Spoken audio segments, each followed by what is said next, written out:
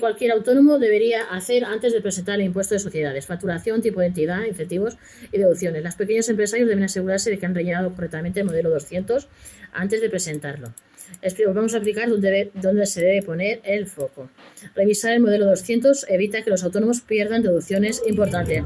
A pocos días de que finalice el plazo para que las pymes presenten el modelo 200 para declarar el impuesto de sociedades, aún son muchos los pequeños empresarios que no lo han presentado. Aparte de que suele ser el gestor quien se ocupa de los asuntos fiscales, el autónomo debería ser más proactivo porque él es el obligado tributario, es a él a quien le impacta el resultado.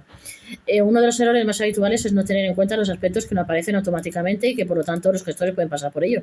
Es algo que el autónomo debe estudiar un poco más a fondo, con mayor motivo sí, además es el de los que cierra la contabilidad en estas fechas. Lo ideal es hacer un cierre previo en octubre o noviembre del año inmediatamente anterior que permita prever lo que se va a pagar, teniendo en cuenta además los pagos fraccionados que se han ido liquidando con Hacienda. Errores más habituales, aspectos en los que fijarse en el impuesto de sociedades, verificar la facturación y el tipo de entidad, incentivos que corresponden, deducciones aplicables. Errores más habituales, aspectos en los que fijarse en el impuesto de sociedades. En gran parte de los casos, los trabajadores por cuenta propia tienden a delegar absolutamente todo en el gestor, en nosotros los gestores. Esto es un error, por muy bien que lo haga el gestor, no es una mente pensante de tu negocio y desconoce que daño real hace en la caja un resultado muy elevado a pagar.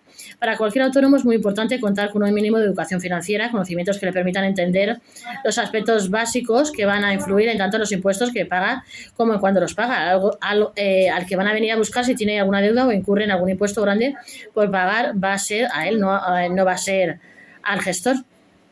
Por ello, revisar impuestos o sociedades antes de presentarlo es clave para no pasar por alto deducciones ni cometer errores.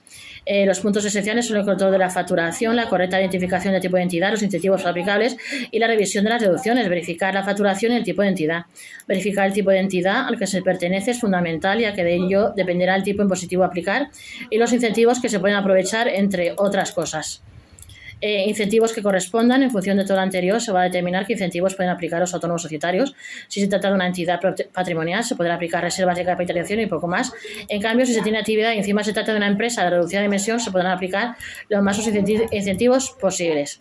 La reserva de capitalización.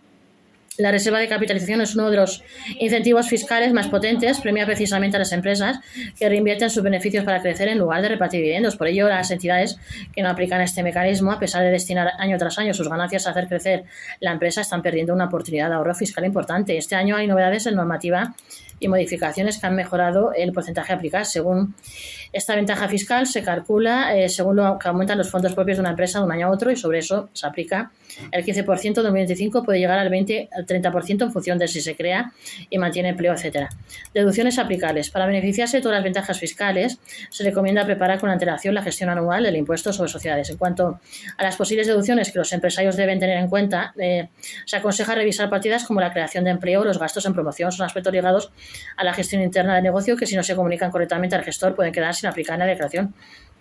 Se puntualiza que conviene comprobar si se ha creado empleo joven o para personas con discapacidad o si se ha contratado a alguien en paro o con alguna situación especial, ya que en estos casos es posible aplicar deducciones y reducir el gravamen resultante. Otro ejemplo son los gastos de representación como comidas, regalos o invitaciones destinados a captar nuevos clientes o fortalecer la relación con los actuales. Estos pueden deducirse con el límite del 1% de la facturación de la empresa.